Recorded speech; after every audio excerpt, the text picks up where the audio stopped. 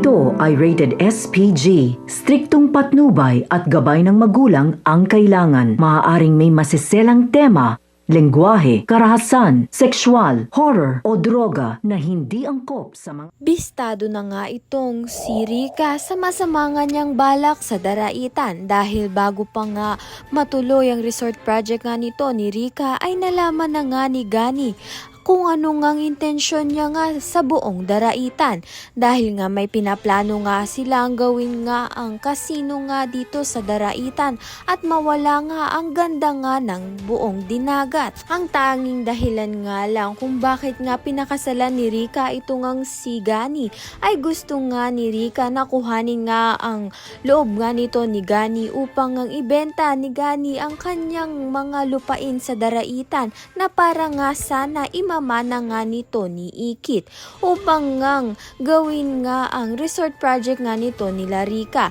dahil nga kinikailangan ni Rika ng malaking pera upang ngang mabayaran nga ang mga pinagkakautangan niya. Ngunit hindi na nga tuloy ang plano nga nito ni Rika dahil nga nahuli na nga siya nito ni Gani. Tama naman nga talaga ito ngang si Ikit sa pakiramdam niya nga dito kay Angela at kay Rika.